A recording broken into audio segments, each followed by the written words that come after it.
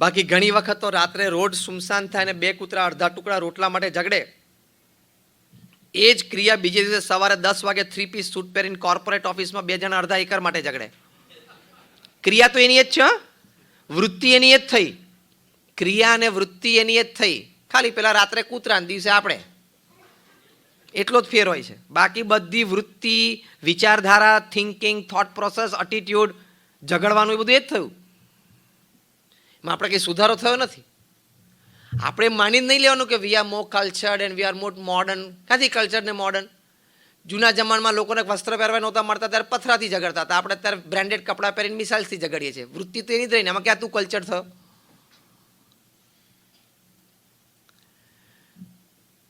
તો કહેવાની વાત એ છે કે અસ્તિત્વના આનંદ માટે પહેલી વાત આપણે એ કરી કે not over leaning towards materialism, put a satisfaction bar somewhere and more of spirituality. બીજી વાત આપણે એ સમજ્યા કે જે કંઈ તમારું પ્રોફેશન હોય એમાં નૈતિકતા અને પ્રામાણિકતા રાખજો. પ્રમુખ સ્વામી મહારાજને એક આઈએએસ થનાર યુવાને પૂછ્યું કે જીવનના અંતે મૃત્યુ નિશ્ચિત છે, તો પછી જીવન જીવવાનો હેતુ શું છે? Excellent question. And Pramukh Swami Maharaj, without a second's delay, spontaneously out of his experience and wisdom, Pramukh Swami Maharaj બોલ્યા કે જીવન જીવવાના 5 હેતુ છે. પહેલું બોલ્યા પોતાની સાંસારિક જવાબદારીઓ બરોબર નિભાવવી. બીજું બોલ્યા કે નૈતિક અને પ્રામાણિક પુરુષાર્થ કરવો અને શાસ્ત્ર પ્રમાણે પવિત્ર જીવન જીવવું. ત્રીજી વાત એમણે કરી કે અન્યને મદદરૂપ થવું, પોતાની ક્ષમતા પ્રમાણે અન્યને મદદરૂપ થવું. ચોથી વાત એમણે કરી કે ભગવાન પ્રત્યેની અતૂટ શ્રદ્ધા અને ભક્તિ રાખવા. અને પાંચમી વાત એ કરી કે પોતાના આત્માનું કલ્યાણ કરવું. આ 5 વાત બને તો જીવન તમે જીવ્યા કહેવાય. Only then you lived a human life. If you are not focused on this 5 things, it's a cat life, donkey life and dog life. આ 5 ઉપર ફોકસ ના રહે. પ્રવૃત્તિ બધી કરીએ. તમે કોઈ પણ વ્યવસાયમાં કામ કરો, કોઈ પણ જગ્યાએ દુનિયામાં રહો, your focus must be on this 5 principal points. તો તમે human life ડિગ્નિફાઈડ, human life with morals and સ્પિરિચ્યુઅલ્સ તમે જીવ્યા કહેવાય. તો પોતાની સાંસારિક જવાબદારીઓ બરોબર નિભાવવી, જે પહેલી વાત કરી એમાં તો આપણે આ વાત થોડીક સમજ્યા કે પોતાના વ્યવસાયમાં પુરુષાર્થ નૈતિક અને પ્રામાણિક કરવો. બીજી અગત્યની વાત એમાં આવે છે સાંસારિક જવાબદારીઓ બરોબર નિભાવવામાં કે આપણે પરિવાર માટે પણ યોગ્ય સમય આપવો, થોડું બેલેન્સથી જીવતા શીખવું. 4 શનિ રવિ કાઢી નાખો મહિનામાંથી, એટલે 24 દિવસ તમારા વર્કિંગ હોય છે. આપણે એક નોર્મલ ગણતરી કરીએ છીએ. 4 વીકેન્ડ્સ તમે કાઢી નાખો ને if you are working 5 day week તો તમારી પાસે 24 દિવસ વર્કિંગ છે. 24માંથી 4 દિવસ તમને રાત્રે 9:30 પછી આવવાની છૂટ, કામ વધારે હતું. બાકીના 20માંથી પણ 4 દિવસ તમને રાત્રે 8:30 પછી ઘરે આવવાની છૂટ, કારણ કે ટ્રાફિક વધારે હતો. બાકીના 16 દિવસ if you cannot come back to your family by 7:30, let me tell you on face that you are a very poor manager of time and work.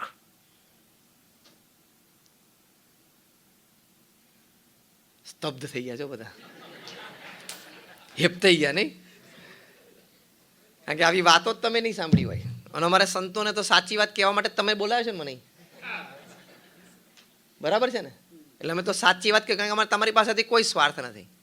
તમારા ખિસ્સામાં 5 રૂપિયા છે એની અમને કોઈ સ્વાર્થ નથી, કારણ કે અમે પૈસાને અડતા પણ નથી, અમારા બેંક એકાઉન્ટ પણ નથી. હું 26 વર્ષથી સાધુ થયો, એક જ સ્ટાઇલના કપડાને એક જ કલરના પહેરું છું, અને એ 2 જ જોડી છે. બહુ વરસાદ હોય ને રાત્રે સુકાઈને તો સવારે ટેન્શન હોય કાલ શું પહેરશું. અને the footwear that I am wearing is only the third in 26 years. એટલે મારે તમારી પાસેથી કોઈ અપેક્ષા નથી. મને 2 જોડી કપડાં 2 ટાઈમ જમવાનું મારી સંસ્થા આપી દે છે.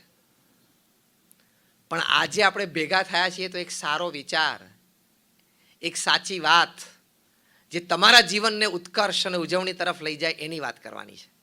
બાકી we don't have any self interest in coming here, but to give you just something selfless. તમને નિસ્વાર્થપણે આપવા માટે આવ્યા છીએ, લેવા માટે તો કંઈ આવ્યા જ નથી. બહાર ભલે ગમે તેટલા બોર્ડ હોય દેના બેંકના, અસલ દેના બેંક તો અમે જ છીએ. દેના हम देते हैं, सुबह से देते हैं, विचार देते हैं, अच्छी प्रवृत्तियां की प्रेरणा देते हैं, अच्छा वर्तन सिखाते हैं. એટલે દેના બેંક તો અમે જ છીએ, વિચાર વર્તન ને પ્રવૃત્તિ તો.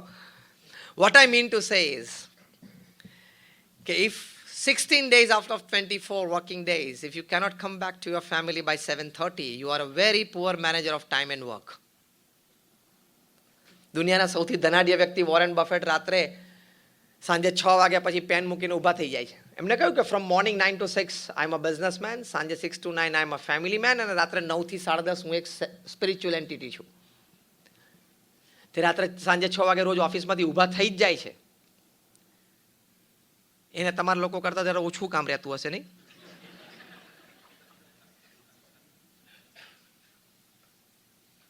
$100 billion નું ઇન્વેસ્ટમેન્ટ છે, મિલિયન નહીં, બિલિયન. 71 પ્રમાણે 7100 કરોડ રૂપિયા થાય. 7,100 crore rupees is 1 billion. Multiply by 100. 71 lakh crore રૂપીસનું પર્સનલ ઇન્વેસ્ટમેન્ટ છે. એ વ્યક્તિની હું વાત કરું છું. એમણે બહુ જ સરસ એક વાત કરી છે કે વી feel that we are human beings on a spiritual journey. No, we are actually spiritual beings on a very short human journey. તમે એમ ના માનતા કે 70-80 વર્ષ તમારી પાસે બહુ છે, ટાઈમ જ નથી. એક ગણતરી ગણાવું તો તમને ધ્રુજારી છૂટશે. દિવસમાં 8 કલાક તમે સૂવો છો. કોઈક એમ કહેતો છે હું 6 કલાક 7 કલાક સૂવું છું, પણ નાના હતા ત્યારે 10 ને વૃદ્ધ થશું ત્યારે 10 ચાલશે, એટલે એવરેજ 8ની આવી જશે. 24 માંથી તમે 8 કલાક સૂવો છો એટલે 1/3 of the day you sleep. Yes or no? That is directly proportional કે 1/3 of the life you will sleep. એટલે તમે 70 વર્ષ પૃથ્વી ઉપર જીવો તો તમારા 23 વર્ષ સૂવામાં જવાના છે, તમને ખબર જ નથી કે તમારું અસ્તિત્વ છે કે નહીં. મેજર ચંક ગયો, હા, 33% ગયું સૂવામાં. હવે તમે બ્રશ ખાલી 90 સેકન્ડ કરો એટલે તમારા 100 દિવસ તો બ્રશમાં જાય, તમને ખબર છે, સવારના પોરમાં. હવે તમારા અરીસાની સામેના ટાઈમ હું ગણાવતો નથી, અને અરીસાથી દૂર થયા પછી અરીસાના વિચારો જે ચાલુ રહે એનો પાછો ટાઈમ જુદો. એ કયો ખબર છે? Every person when he is standing in front of the mirror, whether the gentleman or the lady, એ અરીસાની સામે ઉભા એટલે દરેકને એમ થાય કે જો ભગવાને 10% જો ગોઠવી આપ્યું હોત ને મને અહીંયા, તો હું એકાદા વુડમાં ચાલી જાત. બોલીવુડ, કોલીવુડ, ટોલીવુડ, ફોલીવુડ, જેટલા વુડ છે પૃથ્વી ઉપર, લાકડા, જેટલા લાકડા પૃથ્વી ઉપર છે ને, વુડ્સ બધા, એને વુડ્સ કહેવાય. જેટલા વુડ્સ પૃથ્વી ઉપર છે ને એમાં એક જ જગ્યાએ ચાલી જાત. એવું દરેકને અરીસા સામે થાય છે. તમે ભલે અત્યારે હા ના પાડો, કાલે અરીસા સામે ઊભા ઊભા વાત કરશો ને એટલે યાદ કરજો, તમે તમારી જાતને કહેશો કે હા વાત તો સાચી હતી ગઈકાલે. દરેકને એમ થાય કે જો ભગવાને આ સેજ આમ ગોઠવી દીધું હોત ને તો આપણે પણ વુડ્સમાં ચાલી જાત. પણ એ ભગવાને નથી ગોઠવ્યું, કારણ કે નીચે થિયેટર ને સ્ટેડિયમ ભરવા છે નથી, બધા જો સ્ક્રીન ઉપર ચડી જાય તો ત્યાં એટલો સમાવેશ નથી, ત્યાં એટલી જગ્યા નથી. આર્થિક રીતે પણ એવું છે. Everybody cannot become Mukesh Ambani, Mittals or Ruias. આપણે એક સારો ગોલ સેટ કરી, રેન્જમાં, સેટિસ્ફેક્ટરી રેન્જમાં એક સારો ગોલ સેટ કરીને ચોક્કસ પુરુષાર્થ કરો, એપ્લાય ઓલ યોર રિસોર્સિસ, પણ ગાંડ પણ નહીં. આ થોડુંક વિચારીએ ને એટલે પછી સંતોષની રેખા બાંધવાની, બે ફિઝિકલ અને ઇમોશનલ. નક્કી કરવાનું સાંજે 5:30 તો 5:30, 6 તો 6 ને 6:30, પછી પેન થ્રો કરીને ઊભા થઈ જવાની. કંઈ આટલું બધું કામ કરવાની જરૂર નથી પૃથ્વી ઉપર. તમે અહીંયા બધા બેઠા છો ને, આપણને બધાને 3 ટાઈમ જમવા મળે છે પ્રેમથી. then you are luckier than and fortunate than 40% people upon this earth. હું તમને તમારા બ્રેકેટ્સ ગણાવું. તમારા બધા પાસે મુંબઈમાં રહેવા માટે એક ફ્લેટ છે. યસ ઓર નો? એટલે તમે પૃથ્વી ઉપર 80% લોકોથી નસીબદાર છો, જેની પાસે કાં તો ઘર નથી, કાં તો સામાન્ય ઝૂંપડું છે, અને કાં તો ભાડાના ઘરમાં રહે છે. એની કરતાં 80% લોકો તમે ભાગ્યશાળી છો.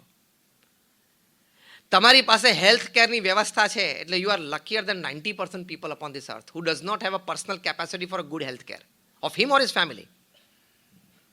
તમારી પાસે ઇન્સ્યોરન્સ છે એટલે તમે બહુ ભાગ્યશાળી છો. In short, if I give you the entire list, આપણે જે અહીંયા બેઠા છે ને, we are luckier than 98.5% people upon this earth. આ મેં 2-3 વસ્તુ ગણાવીને એમાં તમે 90% ક્રોસ કરી ગયા. તો તમે દુનિયાના 7 અબજની વસ્તીમાં 1.5%ના બ્રેકેટમાં તો આવી ગયા છો. પછી રોજ સવાર ઉઠીને અંતિલિયામાં જેનું કામ રડો છો? પછી રોજ સવાર ઉઠીને મુકેશ અંબાણીનો 40 માળનો 27 માળનો બંગલો જો આમ થઈ જાય. કારણ કે અહીંયા ક્લેરિટી નથી, અહીંયા ક્લેરિટી નથી વિચારની, એટલા માટે. એટલે you R already in the 1.5% bracket of the world, top 5, top 1.5.